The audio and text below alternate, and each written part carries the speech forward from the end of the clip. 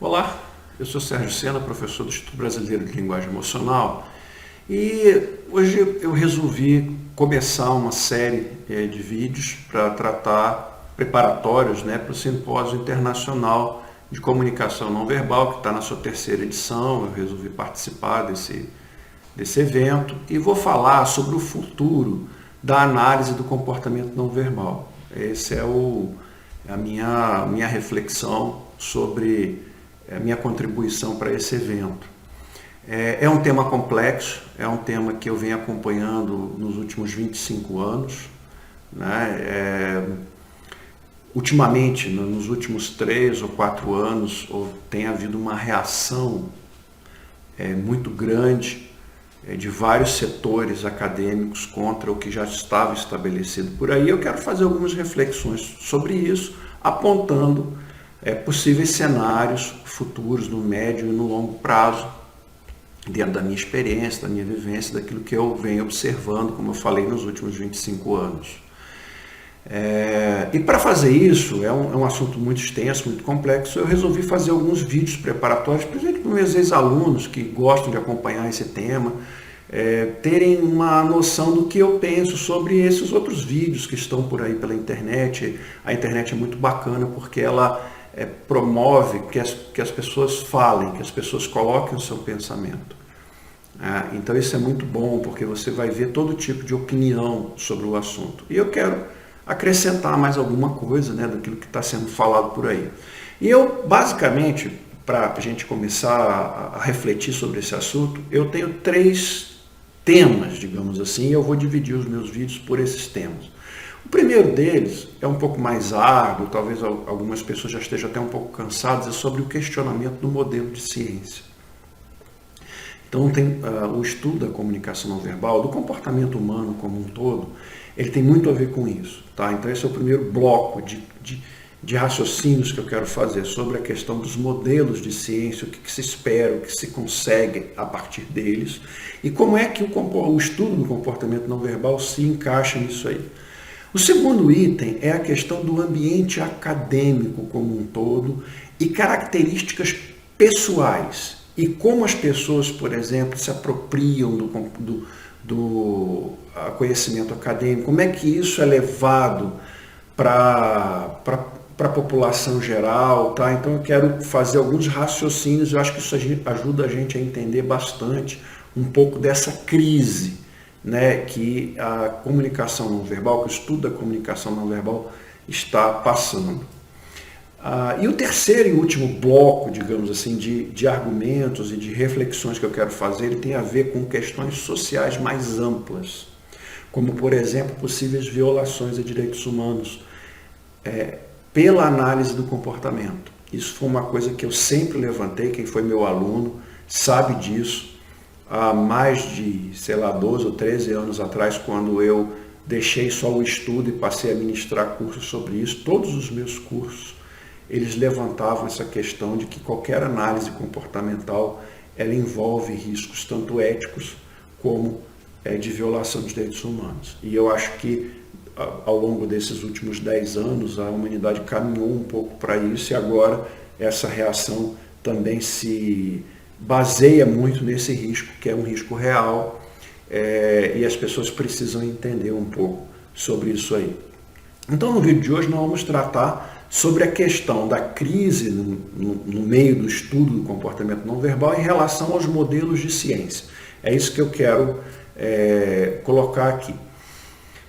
Muito bem, o comportamento, de uma maneira geral, ele obedece a alguns princípios. E tem 2 princípios que eu quero destacar para vocês entenderem por que às vezes métodos estatísticos, por que às vezes a mera observação ela não é suficiente para dar conta de tudo que diz respeito ao comportamento humano, por causa da sua complexidade. O primeiro princípio que eu quero explicar para vocês é o princípio da multifinalidade. O que significa isso? Que uma mesma razão ela pode desencadear de forma observável vários comportamentos. Então, você vê o comportamento de várias formas, você vê vários comportamentos, mas a razão que está por trás dele é a mesma, tá bom? Então aquela razão se apresenta no comportamento de várias formas diferentes. O outro princípio é o princípio da equifinalidade, que traz uma complexidade ainda maior. Você vê um comportamento, mas ele é causado por vários motivos, por várias razões, ou seja, existem várias coisas que podem se apresentar para você da mesma forma. Tá? Então, só que você vê esses dois princípios, só estou falando de dois, você imagina a quantidade de princípios que o comportamento humano obedece. Então, você vendo esses dois, você percebe a complexidade e a variabilidade que existe nos comportamentos humanos, tanto com relação às suas causas, como em relação àquilo que a gente vê, aquilo que a gente observa. Porque ninguém é Deus, você precisa tirar conclusões a partir, obviamente, daquilo que você pode observar ou aquilo que você promove, né? Você pode promover uma reação da pessoa e observar aquilo também, não é só uma observação espontânea, você também pode provocar isso aí. Então, o modelo de ciência que nós temos, ele é um pouco limitado para dar conta dessa complexidade. É por isso que a partir da década de 60, mais ou menos, começou um movimento que ficou conhecido como virada interpretativa. Foi uma tentativa, ou seja, é uma tentativa, né, ainda hoje existe esse esforço, de se criar uma nova metodologia que não seja meramente você contar comportamentos, você simplesmente fazer um estudo estatístico das coisas. E aí eu quero fazer um alerta aqui para você. Tanto quantidade, né, tanto esse estudo quantitativo, estatístico é importante, quanto o estudo que as pessoas chamam qualitativo, e aí eu faço um parêntese aqui para refletir com vocês como os nomes das coisas são interessantes, né? Eu já participei de muitos eventos científicos, muita coisa, né? Então você vê as pessoas, não, eu trabalho com qualidade. Porque o nome qualidade parece superior à quantidade, entendeu? Isso dá uma ideia de que há uma superioridade. E, na verdade, são aspectos distintos do fenômeno que você pode observar, que você pode estudar, não tem problema algum. O importante é não parar só num ou no outro. É tentar avançar com a nossa metodologia para algo mais complexo, que possa tratar de antecedentes, dos processos e dos resultados. A estatística ela é muito boa, por exemplo, para tratar dos antecedentes e dos resultados.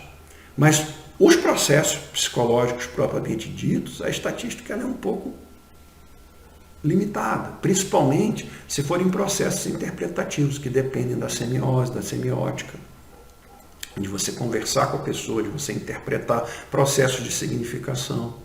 E tudo isso está muito ligado ao psiquismo humano. Os nossos processos psicológicos, eles não são só processos básicos.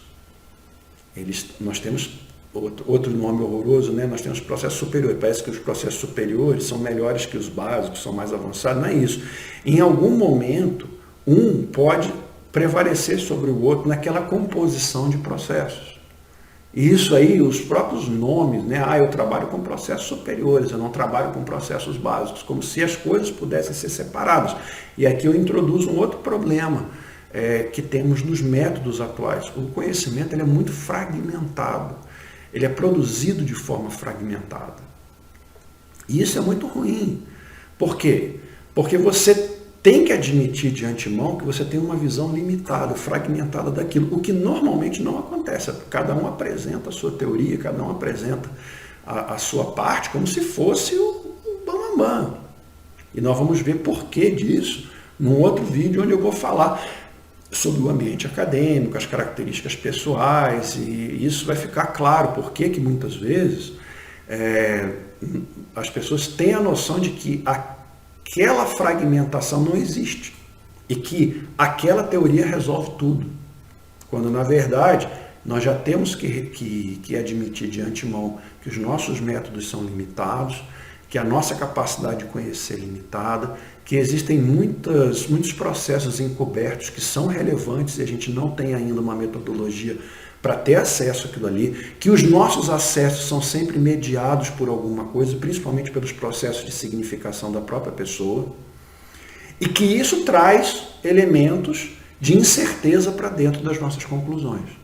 Então nós temos que ser honestos de fazer isso. E não é isso que eu tenho visto ao longo do tempo.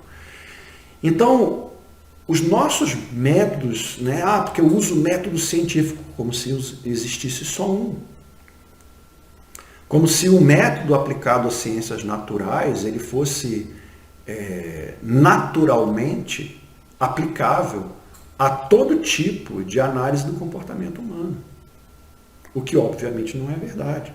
E não pensem que eu estou falando isso sob um ponto de vista meramente daquela pessoa que não gosta de matemática, que não gosta de física. Basta dar uma olhada no meu currículo, vocês vão ver que eu comecei a minha carreira nas exatas. Justamente onde eu tenho bastante base. E, deixando claro, a estatística ela é indispensável no estudo científico. Então não se trata aqui de uma fala que coloca estatísticas contra as ciências sociais, não é nada disso não. É que o que eu estou dizendo é que os métodos precisam avançar. E que as pessoas que defendem que o método científico é aquele método darwiniano, é aquele método positivista de estudar, aquilo é uma visão de ciência. Tá? Existem outras visões de ciência que não necessariamente são antagônicas, mas são complementares. Tá? Então esse é o primeiro aspecto que eu queria abordar hoje. Eu não vou estender, né? Eu tenho visto muitos vídeos na internet que têm me deixado preocupados, porque eu vejo pessoas qualificadas, assim, cientificamente qualificadas, falando de uma forma muito simplória, deixando de fazer uma análise mais aprofundada, simplesmente desqualificando o estudo de outras pessoas. E isso não me pareceu. Eu outro dia assisti um vídeo de mais de 1 hora, eu confesso a vocês que para a gente poder falar, a gente tem que assistir, então você gasta aquele tempo. E eu senti assim, meio que eu perdi o meu tempo. Eu assisti tudo, eu assisti vários vídeos, são vários vídeos sobre comunicação não verbal. E eu imaginei, eu venho acompanhando já faz uns 3 anos que esse movimento está acontecendo, e por isso que eu resolvi gravar essa série de vídeos sobre isso para os meus alunos poderem entender aquilo que eu penso sobre esse tema, tá bom? Então amanhã nós vamos falar, ou no próximo vídeo, né, não necessariamente amanhã, mas no próximo vídeo nós vamos falar sobre o ambiente acadêmico, como esse conhecimento é produzido, e as características pessoais, e quais são os desdobramentos que eu vejo, que eu tenho visto ao longo do tempo, nesse campo. Muito obrigado por nos assistir, nos acompanhe nas redes sociais e até a próxima. Obrigado.